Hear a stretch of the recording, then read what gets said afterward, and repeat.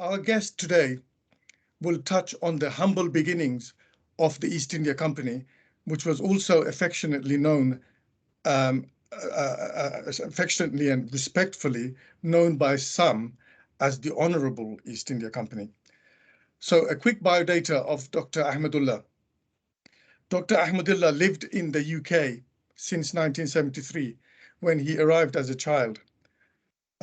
He completed his education in Newham, East London, further education in Hendon, Northwest London, and higher education at the universities of Essex and Kent, from the latter gaining a PhD in 1998 on the relationship between theory of knowledge and political theory. Most of his career involved working for local councils in central government's inner city regeneration programs during 1990 and 2010. Since 2011, he has worked for several non-governmental organizations delivering projects on history and community cohesion. He also provides a fundraising service for small community and voluntary organizations. He's a founder member of the Brick Lane Circle that runs a variety of projects and activities, one of which is the annual Bengal History Week. And I sort of bumped into Dr. Ahmedullah, I think it was around 2008, when he was doing the 250th anniversary of the Battle of Plassey. And again, I don't know if many of you know about the Battle of Plassey. It's actually a hugely significant event, a turning point, which enabled Britain to essentially rule, starting with Bengal, which was the richest province of India at the time, then to most of India. And yet there's not much about, I mean, there's not even an epic movie by Hollywood or Bollywood on this significant battle. Anyway, without further ado, I'm going to get Dr. Ahmedullah to enlighten us on some of what is done around this whole thing. And he's got a very interesting project lined up, which I think he would like you to get involved with. So it's all yours, Dr. Ahmedullah. Thank you very much for coming today. Thank you very much. I think I need permission to share my slides myself. Is it asking you to? It's just saying only meeting organizers and presenters can share, but I cannot share. Oh, okay. Janita, are you able to enable the sharing? Let me have a quick look. Guys, if you want, I've got a copy of the slides which I can share. I've just made Dr. Ahmedullah. Oh, yes, you can see that. How do I do that? Oh, yes. Yep, excellent. Thank you. Thank you. Can you see? Yes. Yes. Yes. This is the full screen, yeah? Yes. Yeah. Okay, thank you very much for inviting me to speak today. From the image that you can see, I have two pictures, old pictures of images of East India Company House and Lloyd's of London building, you know, where the East India Company House was situated. Now, my interest, right, in studying about East India Company history obviously goes back quite a long way, but I've never undertaken academic studies or, took my degree wasn't anything to do with history. But since a child, I realized that there were lots of historical interpretation that were actually against me, disempowered me. I couldn't do things or say things because I was always made to feel kind of negative about myself, about my past, my people, and so on. So this was had a long-term damaging impact on me. This was also true of many of my friends. And then, as I developed my understanding, I realized that history is very powerful. History can empower people or disempower people. It can imprison people or it can free people. Long time ago, I read an article by a person who is like my inspiration, and he talked about four prisons that human beings face, and one of which was history. And he said the way you deal with and overcome the barriers and get out of the prison of history is by learning and studying and understanding history. So this is the reason, why me and my friends started to, try and develop an understanding of history. And since then, I have developed my own powers from history, ability to argue my own case, formulate my own views, and learn my own lessons from history. Now, why, talk about spice war? It's because of my, personal interest, recent interest on this story.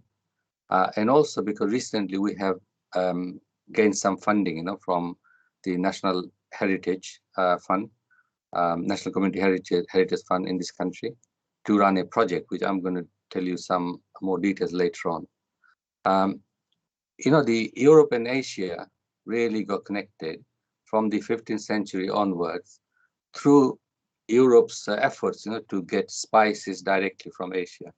Obviously started from Spain and Portugal, and Spain obviously, going somewhere else, the Americas, and Portuguese going directly, through passing Cape of Good Hope, present-day South Africa, and into Asia, all the way to Japan and China, that's sort of that far. And obviously starting with India, and Calicut and places like that. And the Portuguese dominated, the spice scene.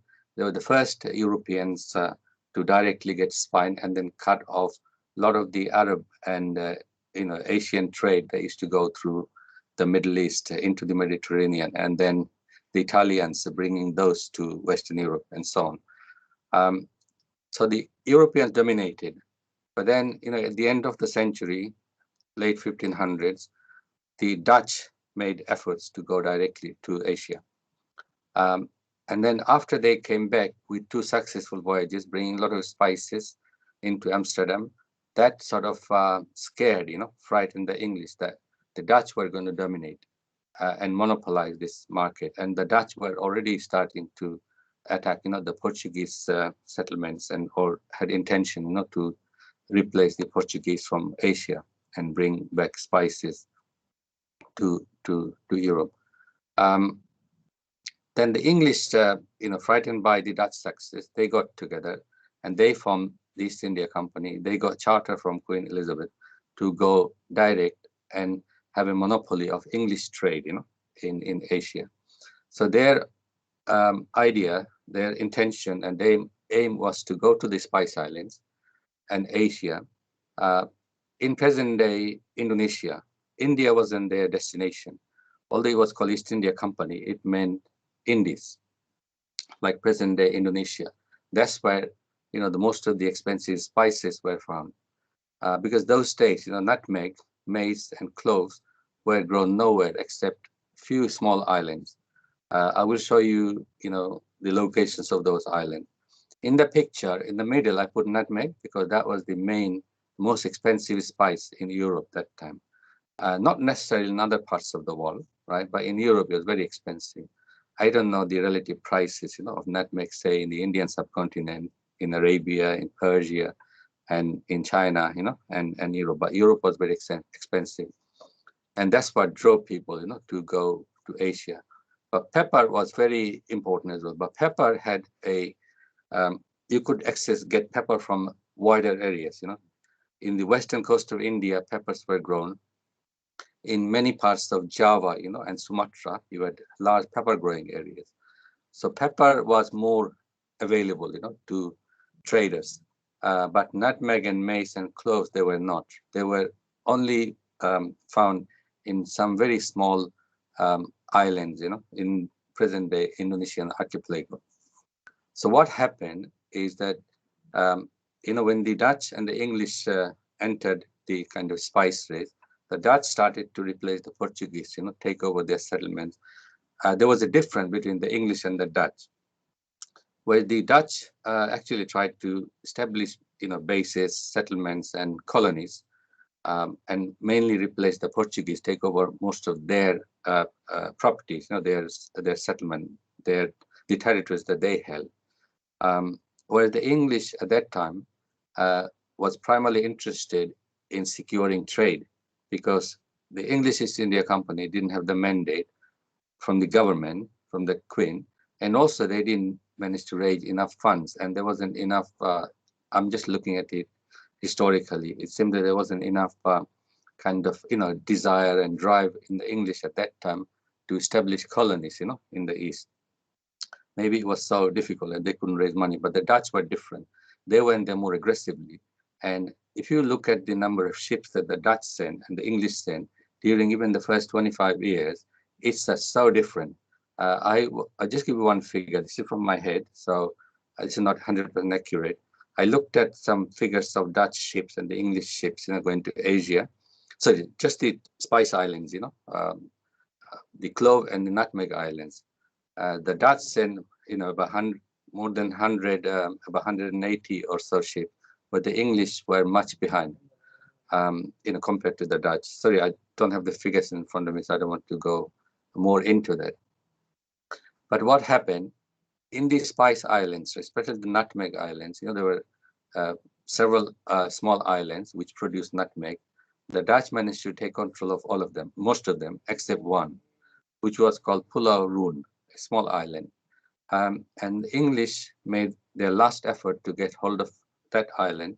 They managed to secure agreement with the islanders in 1616. And they established a kind of small base there. But then the Dutch came, they wanted the English out, right? So they placed a siege around the Dutch for 4 years. And then the English captain who held out, he got killed. And then their settlement was overrun. And after that, there was a massacre that took place in all of the Nutmeg Islands. The majority of the people were killed, enslaved, and deported. But then the Dutch still needed, labor, to grow and harvest nutmegs and look after the trees and so on. So they started to import a lot of slaves. A large number of Bengali slaves were imported, by the Dutch from Arakan, and also from southern parts of India and from other places within the Indonesian archipelago. So this new project that we have will be on that story, but I will come back to the project, and I will now go through other slides, Okay, just about the Spice Island. If you can see the map, this is present-day Indonesia, and that's Malaysia, Cambodia, and so on. The Spice Islands are very few small dots. You cannot even see here. And then, some dots there. They were the main Spice Islands. If you look at this one, you can see those tiny ones, Ternate, Tidore, Moti, they were the Clove Islands, the only place where the original home of cloves. Some cloves were also grown here, right? But they're the main Clove Islands. And the Banda Island, you cannot even see. This were the only place where nutmeg used to grow, nowhere else in the world. But the English, were kicked out in 1616, and then there was the massacre of the English in Ambon there in 1623. After that, practically the English couldn't operate there, but Indonesian archipelago was quite big, and slowly, the Dutch managed to take over eventually. But the English still had bases, factories, from where they carried out businesses, because they were still under the control of local sultans. But the English, came back during the Napoleonic War, and then they took over the Banda Islands from the Dutch. And then this was from the 1790s when the English first took out nutmeg plants, seedlings from there, and then spread nutmeg to India, to Penang, Malaysia, in the West Indies Islands and other places. This is what clove looks like on the tree, and this is nutmeg. I visited Nutmeg and the Clove Islands, 3 years ago, 2 years ago, and I took these pictures myself. Now, this is a depicted picture of the massacre, when the Dutch carried out the massacre of the leaders of the communities. 44 in total. And then the rest were little less. And eventually, you know, Dutch went very harsh on the people and massacred and kind of depopulated, caused a total kind of more or less genocide of the island. If you go to the Nutmeg Islands now, you can see, you know, ruins of Dutch forts.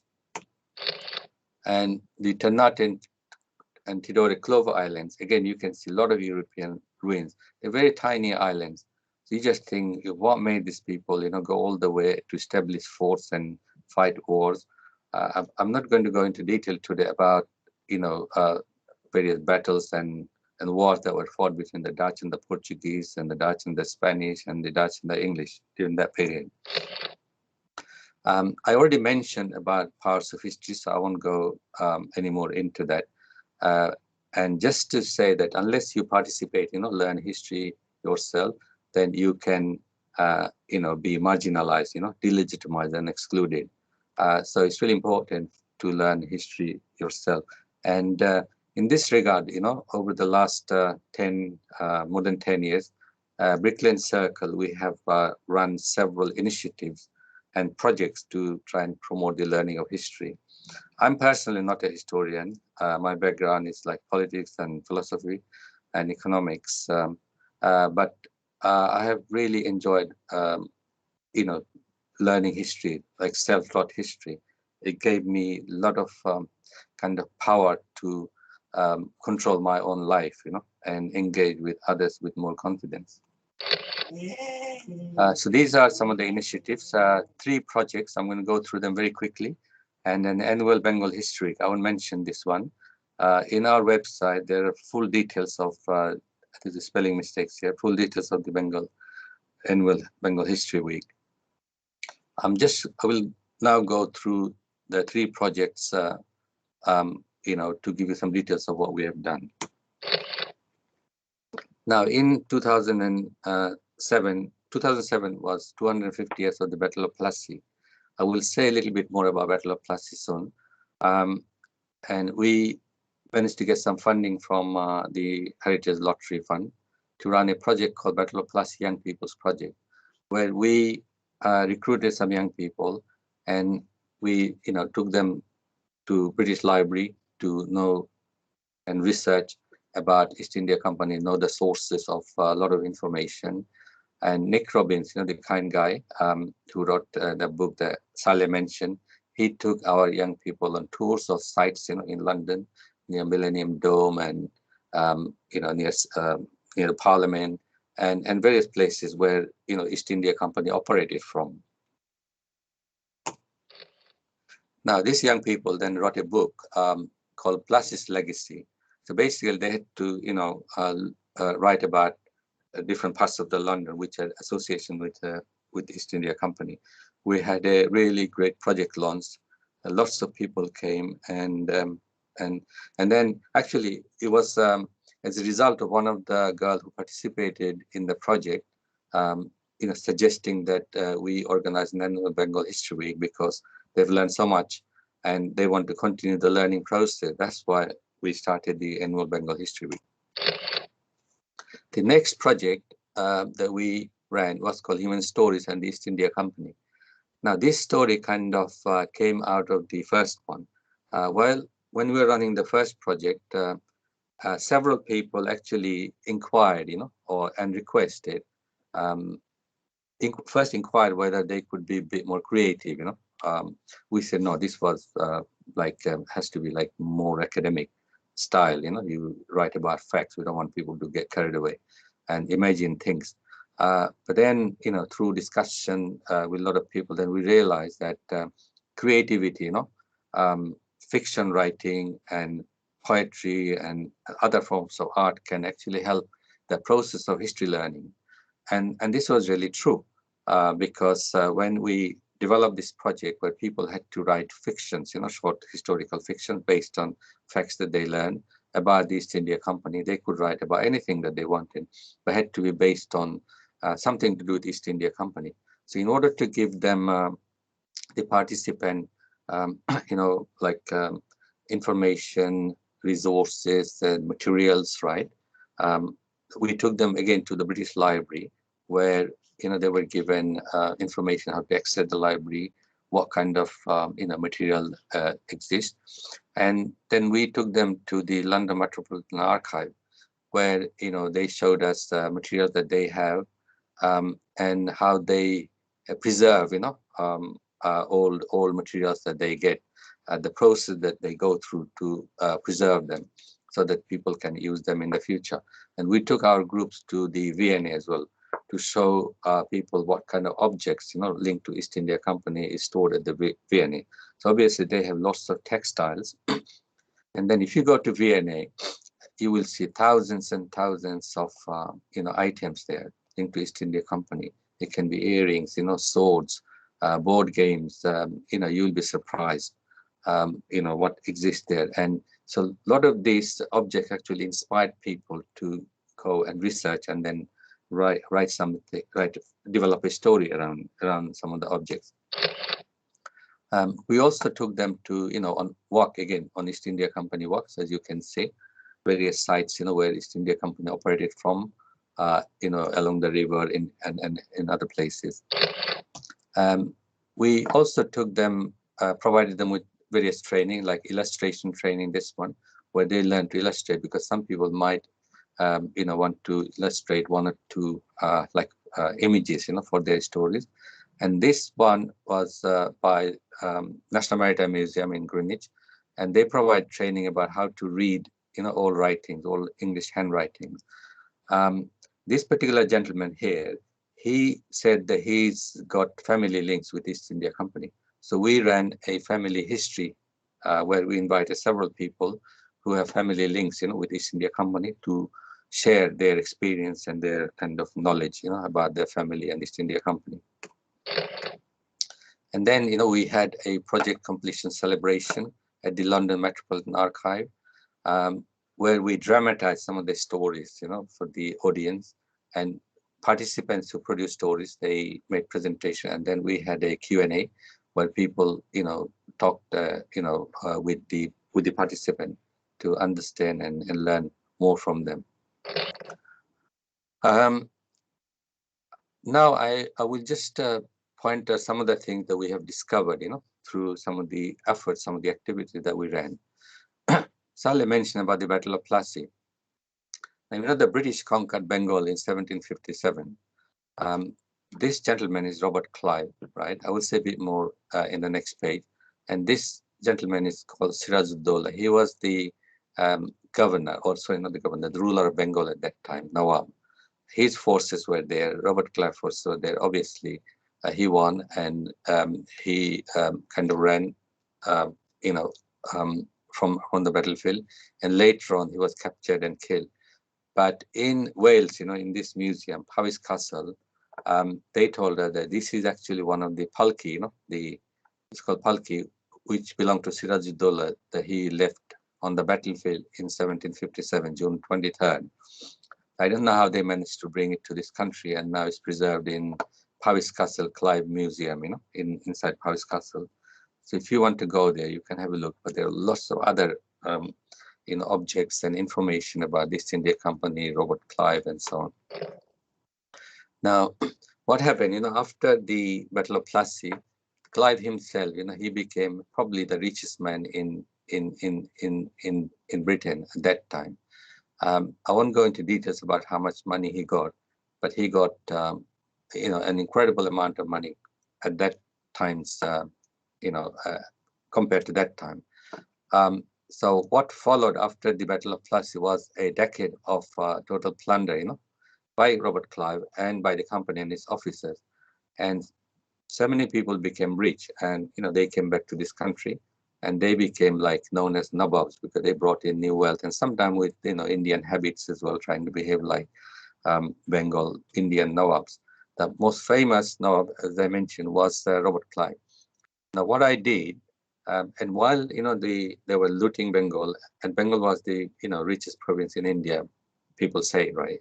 And while they were looting Bengal, and buying properties here, developing lands, and investing in this country, Bengal was moving towards a massive famine, and you know, we now know how devastating the famine was. But I tried to, you know, develop an understanding of what Clive did with his money. I mean, these are some examples of properties, you know, he bought. He bought this one in it's in Shropshire, and this is in central London, you know, in Berkeley Square, and this is also in Shropshire, right? And this is in Shropshire, and this is in Isher, Surrey. This is actually, he actually built this completely. It was going to be his palace, one of his palace, but then obviously he died, you know, before this was completed. People say he killed himself in 1774. Now this is a private school. Every year, you know, during the National Trust Open Day, you can have access and go and see. There's a really interesting bath, you know, in the basement, marble bath, you know, really big one, which Robert Clive built for himself. Robert Clive, you know, he bought, you know, so many states, you know, in my judgment, at least 12 large states, you know, the Clive bought from the money, you know, he got from Bengal. Just say something about the textiles, right? I looked at some figures. We found that between 1665 and 1760, the majority of you know, the textile import from the Indian subcontinent came from Bengal. And some years, especially from early 1700s, say 1720s, it was like more than 50%, and so on. So overall, during that period, from the figures that I looked at, you can see the Bengal figure was kind of massive. And this map just shows, you know, some of the places where the textiles were produced. And this is an image produced by an Irishman, you know, visiting Bengal in early 1800s about a Bengal weaver. These are some examples of you know, different types of textile that East India Company imported into this country from Bengal. Most people know about the famous muslins, you know, Bengal, but East India Company, you know, bought all kinds of textile, even coarser material, cheaper materials, expensive materials. And a lot of people in this country know about, say, Jamdani. A lot of Bangladeshi people, but Jamdani is very famous, you know, and people talk about Jamdani. But I was surprised that Jamdani was also imported into this country during that period. But I haven't managed to actually find out what uses were made of Jamdani in this country. You know, company built warehouses along the, you know, river, and that from the Tower Bridge to London Bridge, this area had lots of company warehouses. And these are some examples of, you know, items that were stored in some of the warehouses. I won't go into details. Again, from, you know, the map and the circles, you can see some of the places where, in a company built. This is more near like Petticoat Lane, you know, and Tower Hamlets.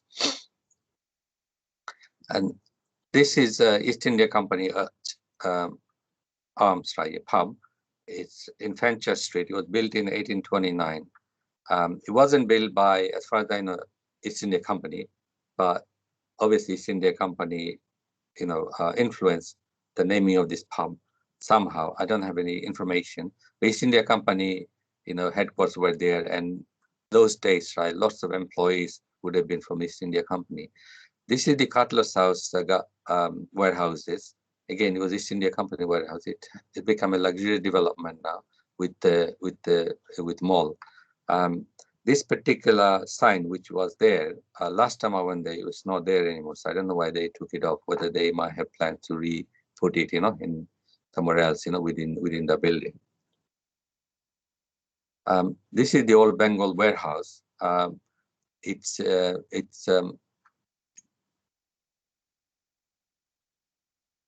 there, yeah, in this old Bengal warehouse, situated there. It has been turned, parts of it has been turned into a bar. It's called Bengal Bar. And I was very surprised to see one of the cocktail items they called Bloody Bengal, right? So that was very interesting to know. Now I will briefly talk about this project. Now, as I was saying, right, yeah, I got interested in the early history of the East India Company when the East India Company, first began its activities, its journeys. When I and my colleagues, we were reading through the journals, captain journal, the letters, between officers and the court minutes of the East India Company and other documents. I found them really fascinating. Obviously, not everything has been preserved, but what has been preserved is just incredible. When we look through them, there is so much there, to enjoy, but also, are a source of information for us to learn, the early years of how the English and the Dutch, their encounters with Asia, from and South Africa, Madagascar, in the Red Sea, India, and so on. So the story goes like this: the English East India Company, they went to get pepper and nutmeg and mace and cloves. They were the main spice that they wanted, the most expensive one. Pepper was available in large quantities where the others were not. But then the English, they took money with them, cash money from England, and some other items like woolen clothes, which were not, demanded by hot Indonesia, present Indonesia. So then they started to divert their attention to the Indian subcontinent. Gujarat was the first place the English East India Company went, in Surat.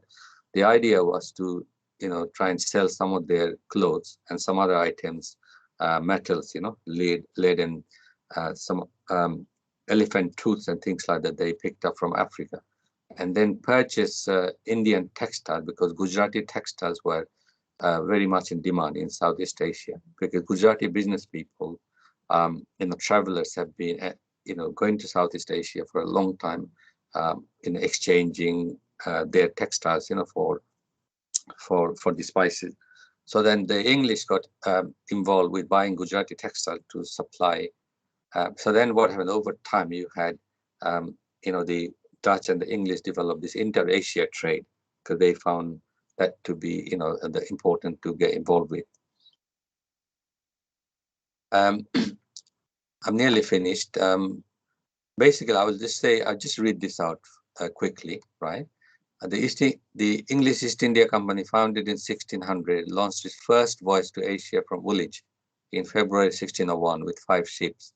During the 31 months journey to Asia and back, the fleet experienced many ordinary, extraordinary, and incredible encounters, incidents, and occurrences.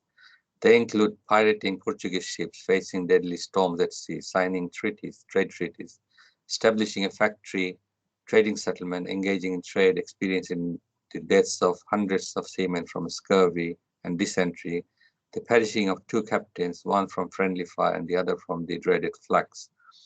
And, during those voyages, the company ships visited Gran Canaria, which is in the Atlantic, Cape Verde Islands, St. Helena, Atlantic, Saldanha Bay, South Africa, Madagascar, Comoro, just north of Madagascar, and Zanzibar and Pemba. The first English East India Company deaths, from conflict was in Pemba, and then Zanzibar, and then Madagascar. It was around 1609 or 1610. And not many people know about that. Someone actually could write a fiction about, about that, how the circumstances that led to the first conflict death of English East India Company soldiers. So they went to Mocha, in the Red Sea, in Aden and Persia, Surat, Coromandel Coast, Java, Sumatra, Maluku, Sulawesi, Borneo, Patani, Ayutthaya, Japan, and many other places. The voyages experienced death from disease and shipwreck, established trade treaties, factories, carried out piracies and fought sea battles, executed people for homosexuality and murder on board ships, undertook land travels to the court of the Mughals and from Surat to Masulipatam. So there is a rich kind of material that exists in British heritage institutions like the British Library and National Maritime Museum, and also London Metropolitan Archive, which people, if they join our project, they can explore to fictionalize.